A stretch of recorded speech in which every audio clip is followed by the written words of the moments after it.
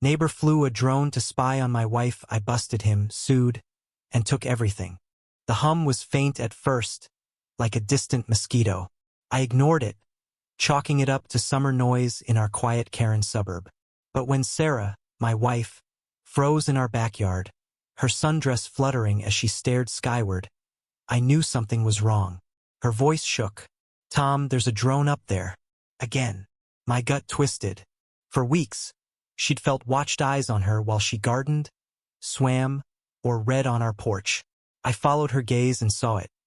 A sleek, black quadcopter hovering above our fence, its camera glinting like a predator's eye. I sprinted to the garage, grabbed a ladder, and climbed to the roof. The drone buzzed closer, taunting me. With a broom, I swatted it down, crashed into the grass, spitting sparks. Sarah gasped, but I was already storming to the neighbor's house. Greg, the smug retiree next door who always bragged about his tech toys. I pounded on his door. He opened it, feigning surprise, but his eyes darted to the wrecked drone in my hand. "You sick bastard," I spat. "You've been spying on my wife." Greg stammered, claiming it was just a hobby. But his lies crumbled when I showed him the drone's memory card. Dozens of videos: Sarah in our pool, Sarah on our deck, Sarah through our bedroom window. My blood boiled. Sarah stood behind me, tears streaming, her voice barely a whisper. "Why, Greg? We trusted you." His wife, Linda, appeared, horrified, clutching her chest. The neighborhood was watching now, curtains twitching, phones recording. I called the police. They confiscated the drone and arrested Greg for invasion of privacy. But that wasn't enough. Sarah couldn't sleep, jumping at every sound, avoiding our backyard. Our sanctuary was tainted. I hired a lawyer, a shark named Rachel who smelled blood. We sued Greg for emotional distress, invasion of privacy, and punitive damages. The courtroom was a battlefield.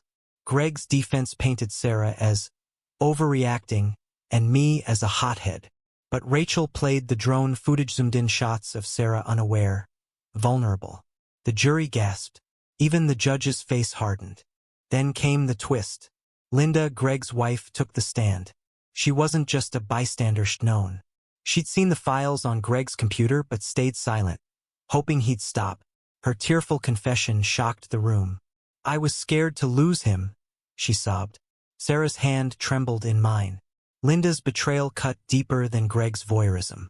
Neighbors we'd barbecued with, shared beers with, had turned a blind eye to our violation. The jury awarded us $750,000. Greg's savings, his retirement fund, everything. His house went up for sale. He and Linda moved away, shunned by the community. We won, but victory tasted like ash. Sarah withdrew, her laughter gone. Our backyard, once alive with her gardening, became a ghost of itself. I tried to fix it: new fences, security cameras, but the damage was done. One night, I found her staring at the stars, her voice hollow. "Tom, I don't feel safe anywhere anymore." I held her, but my anger at Greg couldn't fill the void. The real gut punch came months later. A kid from down the street, barely 18, knocked on our door. His name was Ethan, a shy tech nerd who'd mowed our lawn last summer. He confessed something that floored me. He'd helped Greg set up the drone software. Greg had lied to him, saying it was for neighborhood security. Ethan was racked with guilt, his voice cracking as he apologized. "I didn't know, Mr. Tom. I'm so sorry." Sarah hugged him, tears in her eyes, and told him to forgive himself. I couldn't speak. This kid, barely an adult, carried a weight he didn't deserve. We moved away, leaving Karen behind. The money from the lawsuit paid for a new start, but no amount could erase the scars. Greg's obsession cost him everything: his home, his marriage, his reputation. But it cost us too.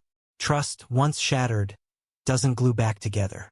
Sarah's smile is rarer now, and I wake up some nights, heart racing, hearing that phantom drone. What would you do if your neighbor crossed a line like this? Was justice served? Or did everyone lose in the end? Share your thoughts. Where does right and wrong blur in a community torn apart?